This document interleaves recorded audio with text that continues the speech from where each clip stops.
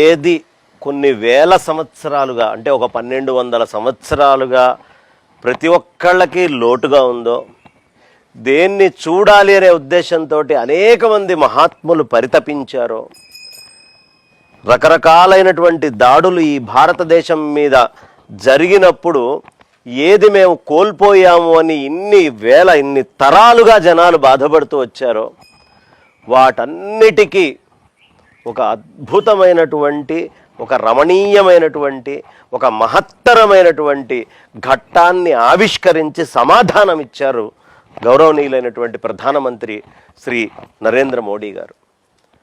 ఆయన గురించి ఎంత చెప్పినా తక్కువే అమ్మా. ఎందుకంటే శంకరాచార్యుల వారు అంటే ఎవరు అనేది ప్రస్తుతం యువత కొంచెం పక్కకి వెళ్తున్నారు. కానీ ఇవాల్టికైనా ప్రపంచంలో ఆచార్యుల లెక్క ఎక్కడైనా చెప్పాలి అంటే అగ్రభాగంగా ఇట్లా వేలు తీసి ఇట్లా ముడిచి చూపించేటటువంటిది ఆదిశంకర్లనే.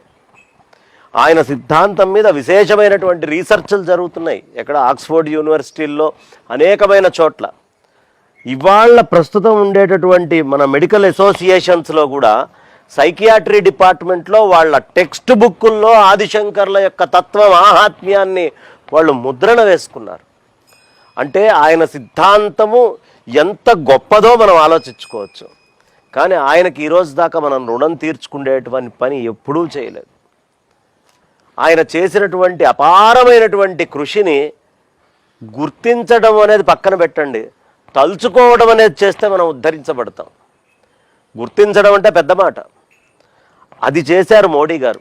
నాకు ఆశ్చర్యం ఏమనిపించిందంటే 2018 ఎలక్షన్స్ అయిపోయిన తర్వాత మోడీ గారు 19 ఎలక్షన్స్ పూర్తి కాగానే ప్రచారం ఇంకా అయిపోయింది అని చెప్పంగానే ఒక యోగిలాగా అలా కర్ర పట్టుకొని కేదార్నాథ్లో అక్కడ కేదారేశ్వర దర్శనం చేసుకొని పైన గుహల వైపు నడుచుకుంటూ వెళ్ళారు.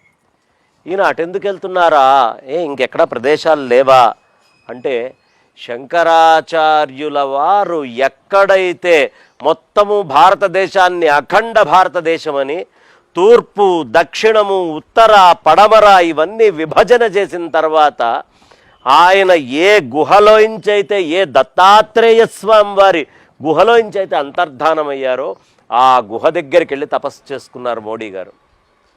అక్కడ చేసుకున్నారో లేదో జగద్గురువుల ఆశీస్సులు ఎంత బలంగా ఉంటాయో చూడమ్మా. అంతకంటే ముందు గెలిచిన దానికంటే కూడా చాలా బలీయమైనటువంటి మెజారిటీతోటి, పరిపూర్ణమైనటువంటి అనుగ్రహంతో మోడీ గారు గెలవడం జరిగింది. ఆ గెలిచినటువంటి దాని రుణము శంకర్లు ఇక్కడ ఈ భారత జాతికి చేసినటువంటి ఆ అద్భుతమైనటువంటి మహత్కార్యక్రమాలు అందరి హృదయాల్లో ప్రతిష్ఠ చేయాలి అనేటటువంటి సదుద్దేశము రెండు ఒక్కసారిగా కలిసి ఆయన అక్కడ అద్భుతమైనటువంటి విగ్రహ ప్రతిష్ఠ చేశారు. ఆ విగ్రహ ప్రతిష్టలో గొప్పతనం ఉంది. అందరికంటే ఎత్తు మీద ఉన్నటువంటి స్వామి ఎవరయ్యా అంటే, ఈ మొత్తము విశ్వములో, ఈ ప్రపంచమంతటిలోనూ దగ్గర 4000 మీటర్లు అంటే 14,000 అడుగుల ఎత్తు మీద తూంగునాథుడు పంచకేదారాల్లో ఒక స్వామి పరమేశ్వరుడు ఉంటాడు.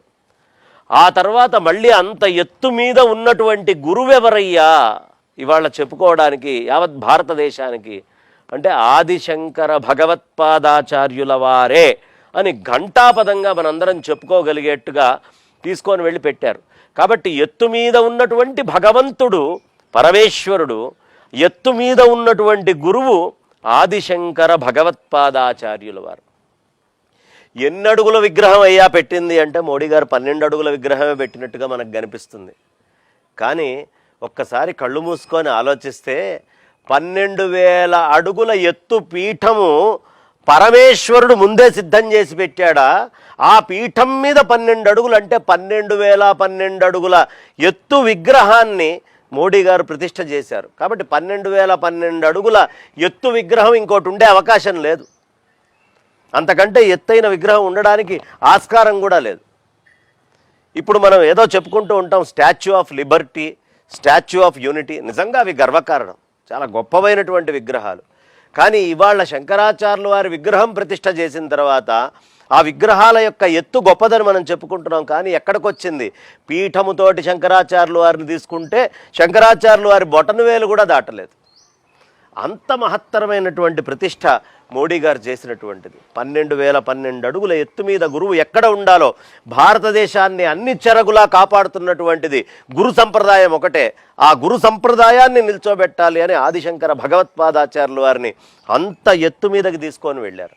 ఆశ్చర్యం ఏమిటంటే అది 12,000 అడుగుల మోడీ గారు తీసుకొని వచ్చి పెట్టినటువంటి విగ్రహం 12 అడుగులు. ఎంత వైభవంగా ఉందమ్మా!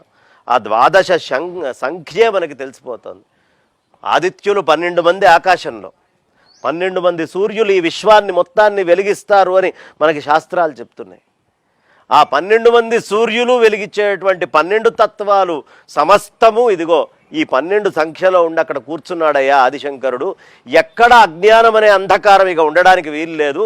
అంధకారాన్ని పోగొట్టడానికి ఒక సూర్యుడి వల్ల కాకపోతే 12 సూర్యులు వస్తే అంధకారం ఉండే అవకాశం లేనట్టే 12 అడుగుల విగ్రహం మోడీ గారు పెట్టిన క్షణమే ఎవడి లోపల అజ్ఞాన అంధకారం ఉండడానికి వీలు లేదు, మొత్తము కూడా బయటికి పోవాల్సిందే అనే ఉద్దేశంతో 12 అడుగుల ఎత్తు విగ్రహాన్ని తీసుకొని వెళ్ళి శంకర భగవత్పాదాచార్యుల వారిది మోడీ గారు అక్కడ ప్రతిష్ఠ చేయటము అనేది మొత్తము వేదాన్ని గౌరవించుకోవటం, భారతీయ సంస్కృతిని గౌరవించుకోవటం, బ్రహ్మసూత్రాలు శాస్త్రాలన్నిటినీ గౌరవించుకోవటం, అట్లాగే పురాణాలన్నిటినీ గౌరవించుకోవటం. అందుకే శంకరాచార్యుల వారిని శృతి స్మృతి పురాణానాం ఆలయం కరుణాలయం నమామి భగవత్పాద శంకరం లోకశంకరం అని చెప్తారు.